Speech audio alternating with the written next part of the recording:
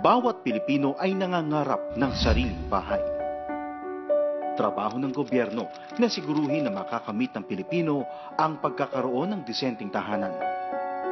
Nasasaad sa Konstitusyon, Article 13, Section 9, na nararapat na magsagawa ang Estado sa pamamagitan ng pagsasabatas at pakikipagtulungan sa pribadong sektor na mga programang reforma sa lupa at disenteng pabahay na abot kaya para sa mga mahihirap at walang tahanan sa mga sentrong lungsod.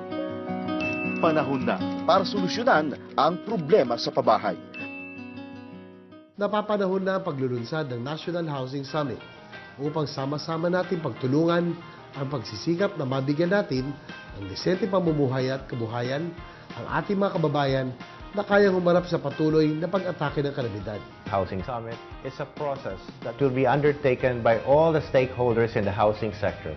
It is not a solution in it by itself, but it is a first step in achieving the ultimate goal of providing housing needs to our general population. Bahay ko, buhay ko.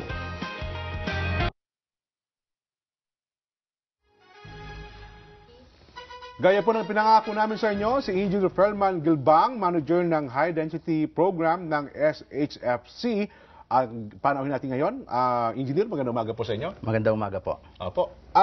Kong at Engineer, siguro, isang simple lang po. Ano ho ba ang trabaho ng bilang manager ng High Density Program ng Social Housing Finance Corporation?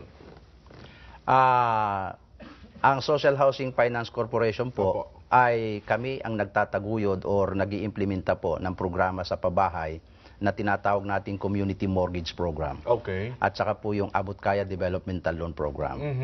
Ngayon po ay meron po tayo ngayong bagong programa, yung po tinatawag nating High Density Housing Program, na lahat po ito sa tatlong programa, ang layunin po ay mabigyan ng sariling tinatawag na tirahan o palupa ang lahat po ng informal settlers nating mga kapatid at kababayan. Para ho yung kanilang panaginip na magkaroon sila ng tinatawag na sariling pag-aaring lupa at tirahan ay magkaroon po ng kaganapan. Bakit po tinawag na high density? Kasi po yung pong istruktura na itatayo natin doon sa pinili ng komunidad para lipatan ay nagsisimula po tayo sa pangalawang palapag hanggang po sa 5 palapag na istruktura. So parang bliss ang type ito? Opo, condominium style po. Ayun. Kung Dante? Ang gusto ko lang itanong, Jen, muna ay yung Community Mortgage Program. Opo. Ito, engineer, matagal ng programa ng ating pamahalaan. Ang layon nga nito ay talagang masolusyonan yung napakalaking problema sa babahay. Kaya nga tinawag na Community Mortgage Program sapagkat bawat komunidad ay ini-encourage. Bawat munisipyo, di ba, engineer? Apo. Na may kakayanan na talagang magbalikatin yung pabahay. Ano ba yung success rate natin dito, engineer? Para lamang sa kapakinabangan ng mga kababayan natin. Ito ba ganap na nagtagumpay ito? Ano pa yung mga problemang kaakibat kung bakit hindi naipagtagumpay ng mabuti, kung hindi man? Maganda pong katanungan yung Kong. Unang-una po, ang Community Mortgage Program po, yan po ang pangunahing programa ng ating ahensya ng pamahalaan sa ilalim ng Social Housing Finance Corporation.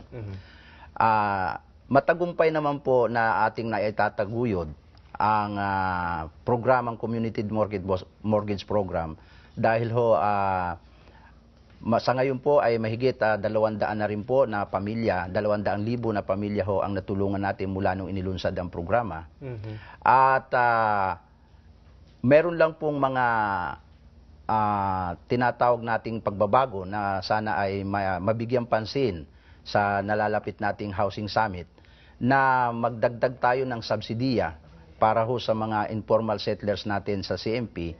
Dahil ho sa kakulangan, yun ho nakita namin kakulangan, yung assistance, technical assistance na subsidy na maibibigay ng gobyerno kasi ho wala hong kakayanan or kaalamang technical ang mga informal settlers nating kababayan sa pagpili ng kanilang lupang lilipatan, sa structure na kanilang gustong gawin para sa kanilang tirahan. Yung tungkol sa subsidy, anong forma ng subsidy, engineer, ang masigit na kailangan ng mga komunidad na nagpapanukala ng mga pabahay sa kanilang lugar?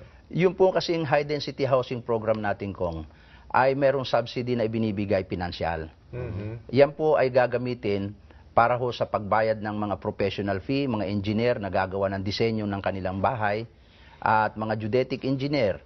Kagaya ho ng mga magsasagawa ng soil boring test para sa lupa at nang malaman nila kung anong estado po ng lupa na tatayuan ng kanilang mga estruktura. At yun din pong financial assistance po para ron sa mga documentation, pagbabayad po ng taxes. Hindi na ho masasama sa utang ng mga informal settlers yung mga ganon.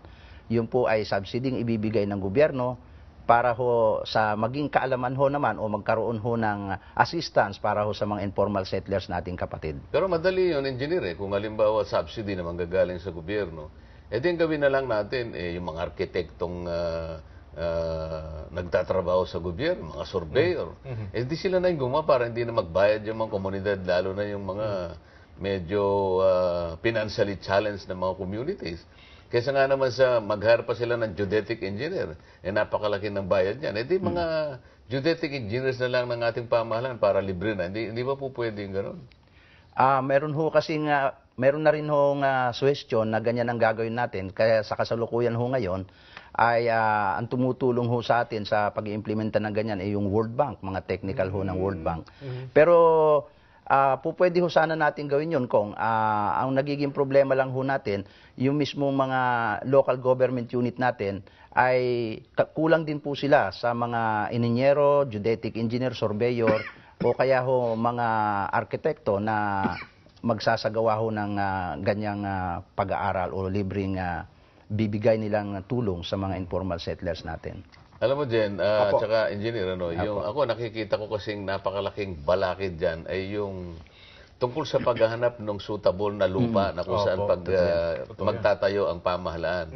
Napansin ko na si Congressman Albi Benitez ay meron siyang panukalang batas, House Bill 5141 yata, kung hindi ako nagkakamali, na kung saan nilalayon na yung mga informal settlers at saka yung kanilang pamilya ay tingnan yung sinasabing in-city o kaya near-city resettlement. Ang pinaka-advantage kasi noon, hindi na sila gaanong lalayo doon sa kanilang mga pinagtatrabaho o pinagkukunan ng kabuhayan. Ano ba yung umiiral na sistema dito, engineer? Paano ba yung matutukoy lahat itong mga lupa na suitable, na madaling matukoy kung hindi pa man natutukoy, at paano kaagad mapapabilis yung acquisition ng mga ganitong klaseng lupa na pagtatayuan ng mga pabahay? Yung pong high density housing program natin ay tamang-tama po doon sa House Bill na tinutugunan po ninyo o tinutukoy ninyo na bill po ni Congressman Albi po. Dahil po, yung pong high density housing natin ay in-city relocation, on-city at saka near-city. Yun po ay, at saka initiative po yan or lahat po ng gagawin nila dyan na paglipat ng kanilang mga pabahay ay initiative po ng komunidad or community association or homeowners. Hindi naman masasakripisyo yung ibang bahagi ng pagpapabahay na baka naman po pwedeng ilayo din naman kung may pagkakataon at saka gusto naman ng mga informal settlers na medyo lumayo na rin at nakakita rin naman sila ng ikabubuhay doon.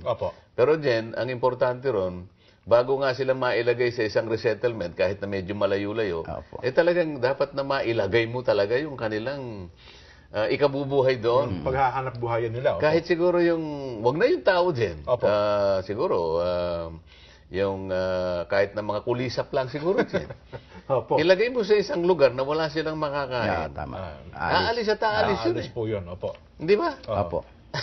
Tao pa kaya na napakalaking may pag-iisip na may pag-iisip at saka may pamilya ito na kailangan niyang maipagtanggol, unang-una sa kahirapan, kailangan niyang maitaguyod. Siyempre maghahanap naman yun, engineer, ng lugar na na kung saan siguro makakapamuhay naman sila ng hindi man nakaririwas ang ganap, Opo.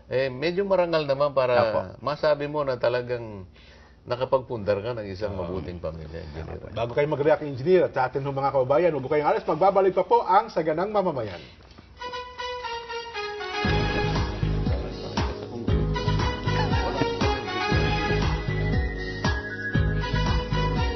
Oo, malaya. Nagagawa natin yan eh. Free country tayo. Oo, nagagawa natin yung gusto natin. Yan, hindi naman komunista. Parang hindi naman. Kasi 'di ba, democratic, nakakaboto tayo ng gusto nating pangulo. Nakakaboto tayo kung sino yung uupo sa pamahalaan natin. Tapos parang hindi kasi marami pa rin naghihirap. Kumbaga, parang wala rin naman na itutulong. 'Di ba? Yung kalayaan na sinasabi natin, parang para sa mahihirap, parang wala rin.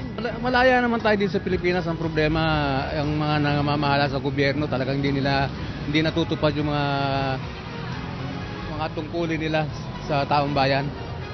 Kaya sa palagay ko, dapat magtrabaho pa silang maigi.